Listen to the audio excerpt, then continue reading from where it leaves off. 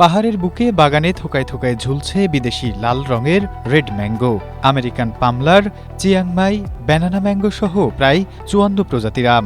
দৃষ্টিনন্দন বিশাল এই বাগানের মালিক মাংসিতো মারমা সরকারি চাকরি ছেড়ে ৩০ একরের বেশি জায়গা জুড়ে গড়ে তুলেছেন বিশাল এই আমবাগান।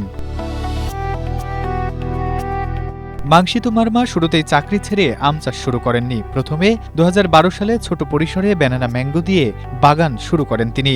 ভালো ফলাফল পাওয়ায় চাকরি ছেড়ে ২০২২ সাল থেকে পুরোদমে লেগে পড়েন আম চাষে। ২০০১ সাল থেকে আম বাগান শুরু, তো বিশেষ করে ২০১২ সাল থেকে বিদেশে আমের প্রতি ঝুঁকেছি।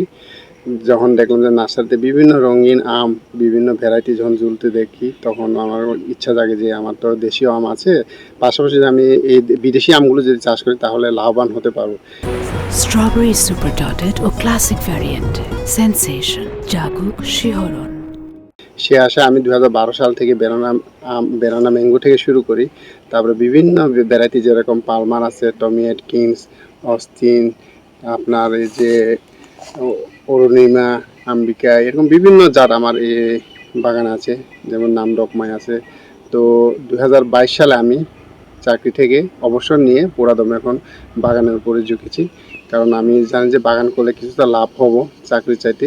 কারণ চাকরিতে একটা নির্দিষ্ট অ্যামাউন্ট, কিন্তু এই বাগানের যেহেতু রিস্ক বাগানের, তারপরেও আমি চাইছিলাম যে যেহেতু আমি যদি রিস্ক নিই তাহলে হয়তো আমি কিছুটা লাভবান হতে পারবো। সে আশা আমি পুরাদমে রিস্ক নিয়ে এখন আমি বাগান করতেছি। উদ্যোক্তা মাংসিতো মারমার এই বাগান খাগড়াছড়ির সদর উপজেলার কমলছড়ি ইউনিয়নে। বাজারে নিরাপদ আম পৌঁছে দেওয়ায় সরকারের পক্ষ থেকে এবার জিএসপি সার্টিফিকেটও পেয়েছেন তিনি। বর্তমানে মাউসিতুর আম দেশের বাইরে রপ্তানি করা হচ্ছে। এছাড়া দেশীয় বাজারে তার আমের চাহিদাও দ্বিগুণ। বাগানে কিনা ৭-৮ বছর ধরে কাজ করতেছি। এই কিনা কাজ দিয়ে বা আম বিক্রি করা বা বাগানে তো কিনা মেলা কাজ থাকে, সবসময় কাজ থাকে। এই এরিয়া কাজ দিয়ে আমরা কিনা সংসার চালাই। আর কৃষি কর্মকর্তারা বলছেন পাহাড়ি এলাকা হলেও এবার আমের বাম্পার ফলন হয়েছে, যা লক্ষ্যমাত্রা ছাড়িয়ে যাবে বলছেন তারা। একই সাথে জেলায় কৃষিতে নতুন নতুন উদ্যোক্তা তৈরি হচ্ছে বলে জানান এই কৃষি কর্মকর্তা। আমাদের খাগড়াছড়ি পার্বত্য জেলায় চলতি অর্থ বছরে প্রায় ৫,০০০ হেক্টর জমিতে বিভিন্ন জাতের আমের আবাদ হয়েছে। তো এই কমার্শিয়াল জাতগুলোর ভিতরে আমাদের এখানে আম্রপালি, বাড়িপোট, ব্যানানা ম্যাঙ্গো, গৌরমতি, আশিনা, হাড়িভাঙ্গা, এগুলো উল্লেখযোগ্যভাবে চাষ হয়।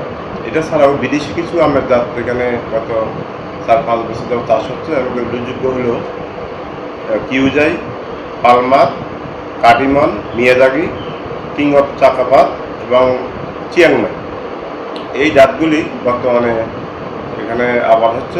ওগুলো ফলন আসতেছে এবং কৃষকদের ব্যাপক জনপ্রিয়তা পাচ্ছে।